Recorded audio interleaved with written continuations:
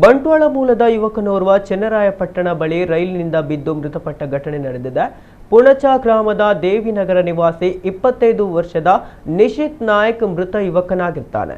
ನಿಶಿತ್ ಅವರು ಪುತ್ತೂರು ವಿವೇಕಾನಂದ ಕಾಲೇಜಿನಲ್ಲಿ ಪದವಿ ಶಿಕ್ಷಣ ಮುಗಿಸಿ ಬೆಂಗಳೂರಿನ ಕಲ್ಯಾಣ್ ಜ್ಯುವೆಲರ್ಸ್ನಲ್ಲಿ ಕೆಲಸ ನಿರ್ವಹಿಸ್ತಾ ಇದ್ದು, ಊರಿಗೆ ರೈಲಿನಲ್ಲಿ ಬರುತ್ತಿದ್ದ ವೇಳೆ ಈ ಘಟನೆ ನಡೆದಿದೆ ಎಂದು ತಿಳಿದು ಬಂದಿದೆ. ನಿಶಿತ್ ಅವರು ರಾಷ್ಟ್ರಮಟ್ಟದ ಕಬಡ್ಡಿ ಆಟಗಾರರಾಗಿಯೂ ಗುರುತಿಸಿಕೊಂಡಿದ್ದರು. ಮನೆಗೆ ಬರಲು ಸೋಮವಾರ ರಾತ್ರಿ ಬೆಂಗಳೂರಿನಿಂದ ಟ್ರೈನ್ ಹಿಡಿದಿದ್ರು. ಜನರಲ್ ಬೋಗಿಯಲ್ಲಿ ಪ್ರಯಾಣಿಸ್ತಾ ಇದ್ದಾಗ ಅವರು ಮುಂಜಾನೆ ಸುಮಾರು 2:30 ಹೊತ್ತಿಗೆ ರೈಲಿನಿಂದ ಎಸೆಯಲ್ಪಟ್ಟಿದ್ದಾರೆ ಎಂದು ತಿಳಿದು ಬಂದಿದೆ.